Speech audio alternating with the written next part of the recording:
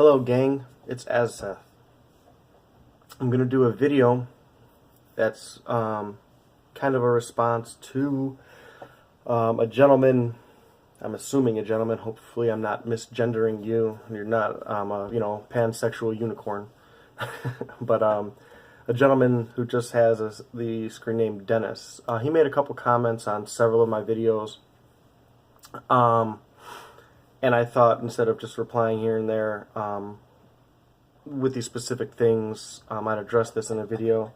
And in short, this is going to be about the double-edged sword of being open and being transparent with people.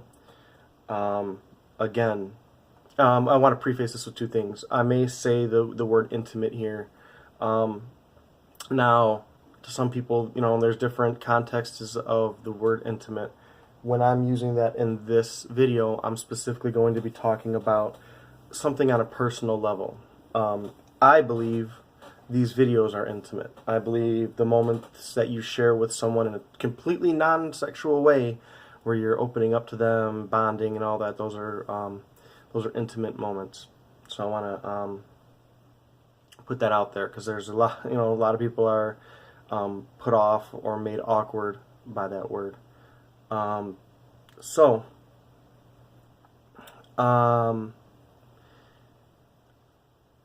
you've watched my videos, then you'll know this, but for those of you that don't, one of my top 10 list of probably top 5 in this regard, pet peeves, are when people use what I call obligatory empty rhetoric, which is something like, oh, you'll do better, you'll be fine, you'll make it through this. When they don't ask what's going on, they don't try to help. When people say, oh, let me know if you need anything, when it's just a statement that they feel they need to say and it's appropriate to say, but they have no intentions of honoring that. Those I can't stand. And moreover, when people will say those things in spite of evidence being to the contrary of what they're saying. So, and then this is hypothetical here, so don't, go pushing me to a suicide clinic, but I'm like, man, I've been thinking about committing suicide lately, and everyone's like, oh, you'll be okay, don't worry, call me if you need anything. Well, first and foremost, you don't know I'm going to be okay, because people commit suicide every day, and I just acknowledged that somewhere in my head the thoughts are rattling around in there about suicide. You said, tell me if you need anything. This statement in and of itself was evidence that I need something. But people will say that because they want the check in their head that, well, I tried. I told him he could have called me, but he killed himself instead. Well, did you go over there? Did you ask what was going on? Did you recommend help? Did you bring other people? Did you intervene? Did you offer to take the guy out to dinner and talk with him? Did you do anything? No, you just made the empty, obligatory statement that exonerates you from any kind of guilt after an event transpires, and that's part of the problem. So now let me reel this back in. The double-edged sword of honesty and transparency. One of those obligatory statements you hear all the time is you should always be honest, and that's a lie and a fallacy. Most people lie to other people. They hide things from other people. And I would argue that very often those same people lie to themselves or rationalize things off or make excuses, because sometimes it's a lot easier.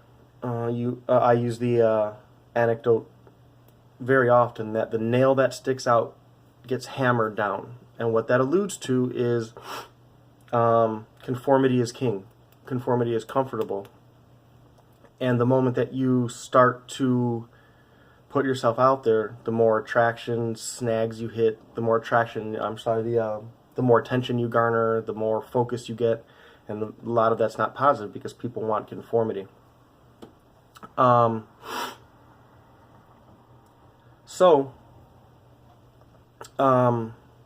To a lot of people, being truthful is intimidating. It's awkward.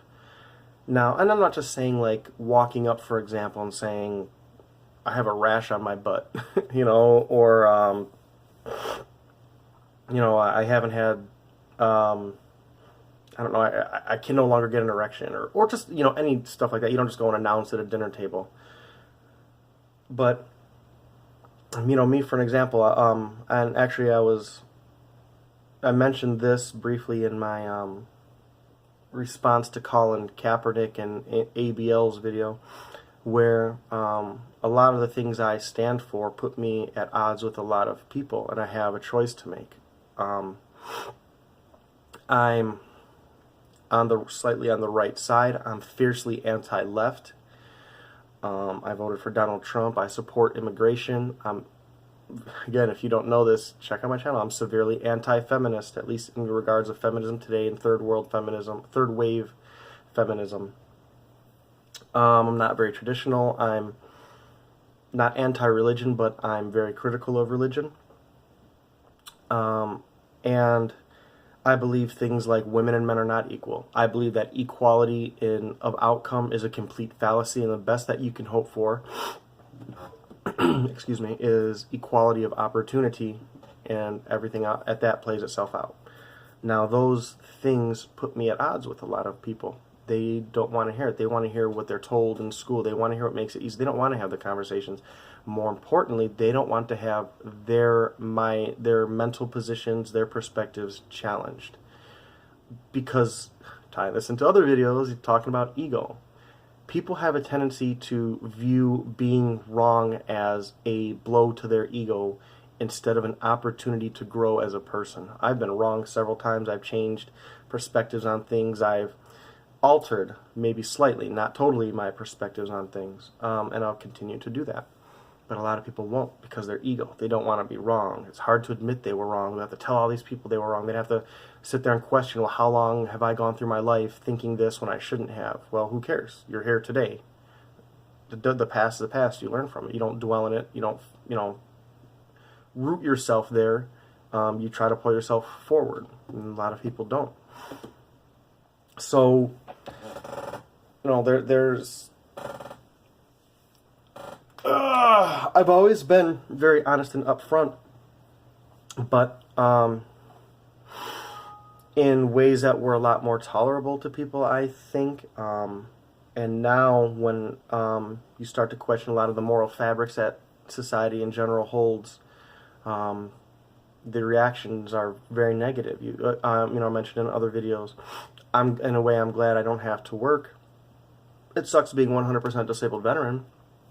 But if I had to do that, depending on my job, I'd have to self-censor a lot more.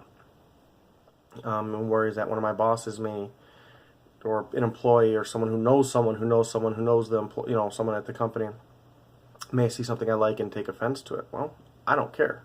I have that advantage, but a lot of people don't. So in another video I mentioned, honesty, sometimes you have to curb your principles in the better interest of everything else in your life. Is it okay to sit there and be like, taking a stance on feminism at work and then being fired for it when you have a wife and family and kids and a house and all that stuff? Like, probably not. There's places for that. But again, this is all the nature, the double-edged nature of being honest and being candid with people. I love it. And one other thing that Dennis was talking about in several of his comments was looking in the eyes. And I think that's a big problem with this generation. What percentage of conversations do you think people have face-to-face versus, even on a video like this, you can look me in the eyes. So if I'm, being shady or deceiving you, you may be able to assess that.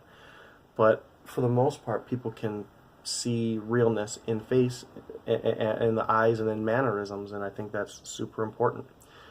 And society is losing that. I don't know, this is just an arbitrary question, but what percentage of conversations do you think people 10 years old to 21 years old have face-to-face, or where they can look someone in the eye, or even on a phone conversation? At least you can hear tones, you can hear contexts of what's going on.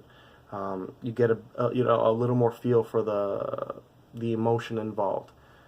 On a text message, you don't. On FacePage, you don't. On a tweet, you sure as hell don't, because you're limited to 140 characters. That's, I can't understand how people have legitimate conversations on anything like, hey, what's up? I liked this. I didn't like this. Because there's no substance or context to it. I almost said subtext, which is, I guess, I put those two words together. I have to trademark that. Subtext. But yeah, I can't. I get to say that to people all the time. Like, put down your phones. People walk on their phones, eat dinner on their phones. They have conversations with, me while they're on their phone. I mean, disrespect aside, like, it's just, what can you be absorbing? Like, if you look up studies on multitasking, it just shows that the moment you start doing one other thing, as trivial as it may seem, the attention you can devote to one versus the other, especially the one that you're actually focusing on, just plummets dramatically. So how can you do that? You can't. That's the answer. Some people can do it better, but there's no 100%, 100%, 100%, and 100% in terms of the attention. You're not. You're splitting it up, and they drop exponentially when you start splitting between more and more things.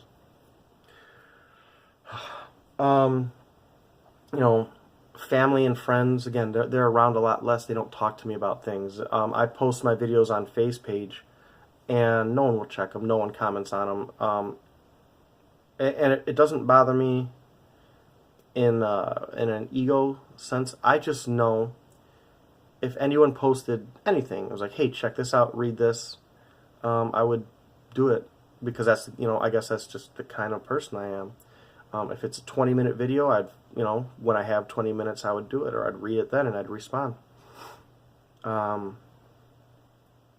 a lot of my views are challenging. A lot of my views are tough to stomach. I had a conversation with a buddy about, on Face page, of course, just the fact that if you ask most fathers what they would do differently with their lives, or what would they do if they didn't have kids or were not a father, they take it as a personal attack, saying, why should I have to? What's wrong with this? And I'm honest to say, just think about, I tell people all the time, take a step back and think about the fact that you are so programmed and trained that you can't even, in a hypothetical thought exercise, put yourself beyond that. Just take a moment, and they can't, they don't, they just will react. Well, I don't get it, I don't understand. I was like, I know you don't get it because you won't just take the time to try. No one's challenging that being a father is good, or that, no one's saying you're a crappy father, or there should be no guilt involved. Just thinking about what would be different, what could be different. It's not saying there's a preference. It's not saying if someone gave you 2 pills, one you just keep going through life, and the other you abandon your kids and forsake all this. No, it's just a thought exercise. And that offends people. Dating, family, friends, occupation, honesty is a double-edged sword. It's intimidating to a lot of people.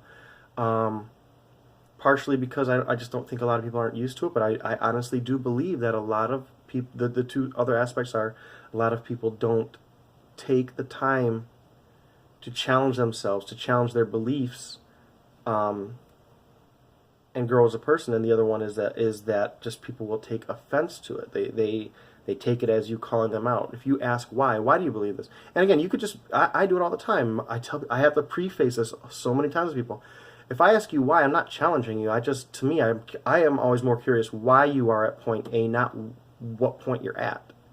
And they get offended by it. It's sad. Most people, I look at it like this, and I made this analogy slightly in another video also. If you look at a house, okay, the foundations are what's the most important thing. Because you could have a foundation, and you can have an ugly house that's not attractive, but it's going to stand, okay? You could have a beautiful house with a foundation, and it's going to stand. But without that foundation, it's not going to stand. That foundation is you being willing to challenge yourself. And most people don't. They don't have that foundation. And what's going to happen to that beautiful multi-million-dollar home that has no foundation the moment there's a breeze or a storm or snow builds up or a slight earthquake or anything? There's no foundation. That whole house is going to collapse, and that's the kind of lives that people are living. They're living these lives without allowing or welcoming any kind of storm. They don't care about the foundation. They care about what people see. No one looks and says, man, that house looks like it has a super sturdy foundation. That house looks like it could stand up to it. That house looks like it's been through a bunch and has been tested. And that's how people should live their lives. They should question themselves. They should test themselves and should allow other people to test them, because the more you do, the more you realize when that next storm comes, you can be comfortable, right? When the next challenge comes, be it by yourself or be it some external person, some external incident challenging you, you can find a little bit more comfortable. Like, I've already weathered this storm, something similar, 5, 6, 20 times, and this is what leads to it. That analogy of a house is how you should be able to live your life, weather those storms. Not too many people live on a remote island where nothing ever happens. If they do live on those remote islands, well, heads up, a couple hurricanes hit those things and decimate them. There may be a tsunami that comes through and just smashes a bunch of stuff down. It's not, life is not like that.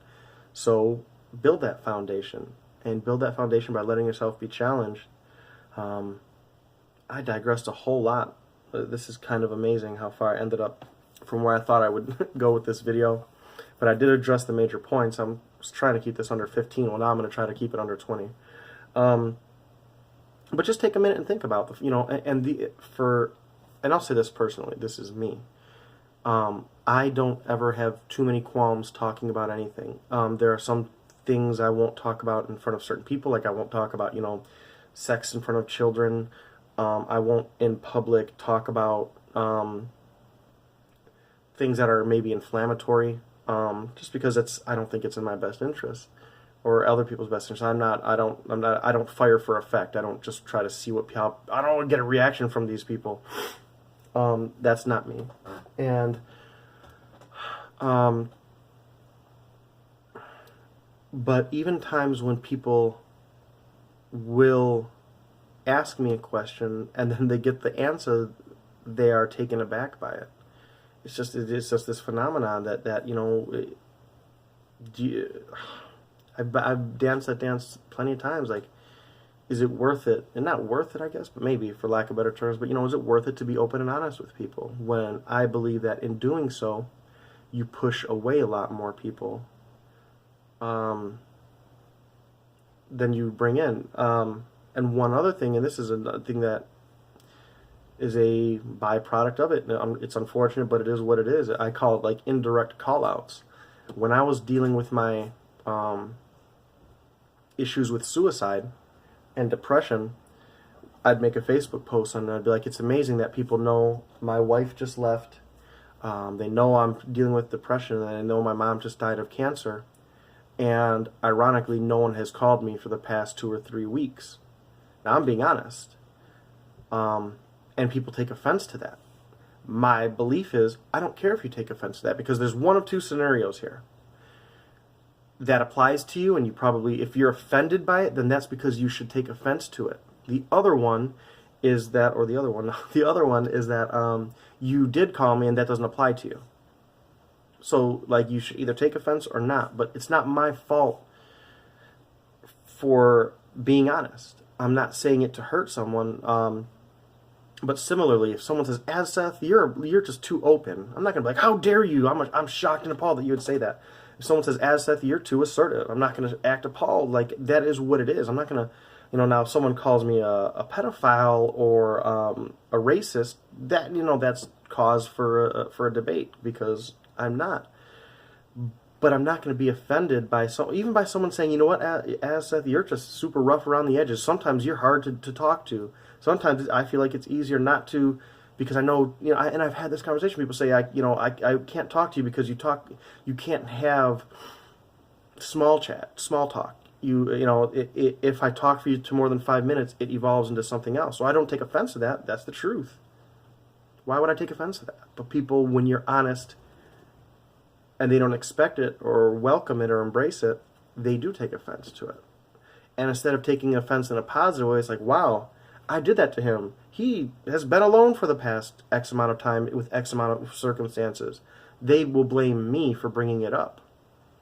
And again, that's an ego process. That's an ego problem right there. I'm going to try to keep this under 20, which I'm going to fail slightly. But I hope this reaches you well. Let me know your thoughts. And I hope that you made it this far, because this is, I don't know, just a very intimate video. I hope you walk this path with me. Go easy, gang.